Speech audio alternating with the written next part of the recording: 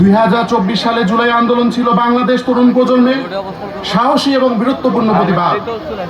বৈষম্য বিরুদ্ধে দাঁড়িয়ে শিক্ষার্থীরা যে ঐক্যবদ্ধ প্রতিবাদ জানিয়েছিলেন তা কেবল শিক্ষার অধিকার নয়, সার্বিক ন্যায় বিচারের দাবিতে এক অমর প্রতিবাদ।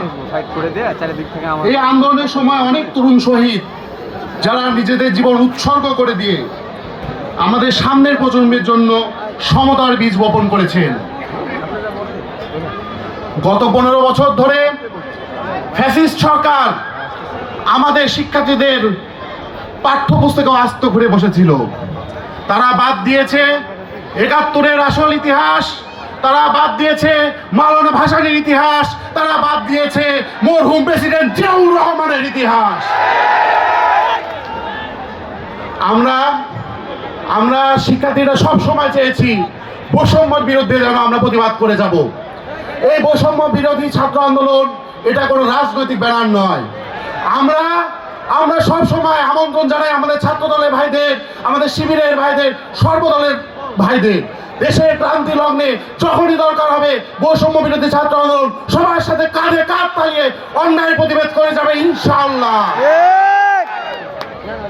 ভাই ও বোনেরা, নবীনদের কাছে আমার কিছু আহ্বান আছে।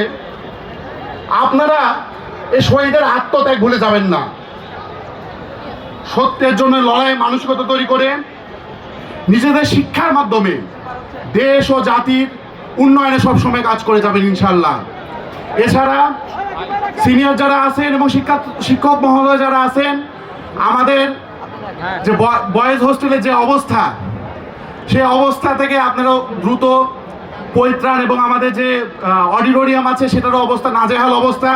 বিগত ফ্যাসিস্ট সরকার শুধু তারা নিজেদের উদরপূর্তি করতে চলে গিয়েছে, তারা এদিকে একটুকু ভ্রুক্ষণ দেয়নি।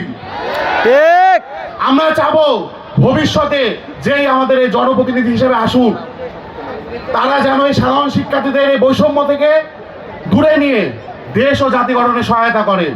এবং এখন অনেক শিক্ষার্থী আমাদের এই আন্দোলনে করতে যে বিভিন্ন মামলা মোকদ্দমা শিকার হয়েছে। কলেজ ছাত্র দলের সোহান, এছাড়া আছে আমাদের আলামিন ওমর, সারোয়ার সহ অনেকেই যারা এখন পর্যন্ত মামলায় খালাস পায় নাই।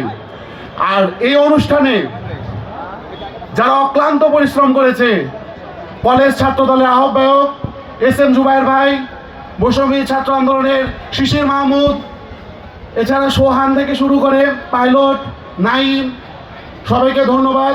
শিক্ষার্থীদের বলবো, যখনই অন্যায় হবে অন্যায় প্রতিবাদ করতে আপনারা কখনোই কুণ্ঠবোধ করবেন না। আমি আমার বক্তব্য দীর্ঘায়িত করব না। আপনারা সকাল 10টা থেকে অনেক ধৈর্য ধরে বসে আছেন প্রধান অতিথি রাস্তায়। আমি আমার বক্তব্য শেষ করছি। ইনকিলাব জিন্দাবাদ। ধন্যবাদ শেখ ওবায়দুল্লাহ মিম ভাইকে তার চমৎকারময় বক্তব্য দেওয়ার জন্য। অনুষ্ঠানের এই পর্যায়ে বক্তব্য নিয়ে আসবার জন্য বিনীতভাবে অনুরোধ জানাচ্ছি নাটোর জেলা ছাত্র শিবিরের সম্মানিত সভাপতি জনাব আফতাব আলী মহোদয়কে।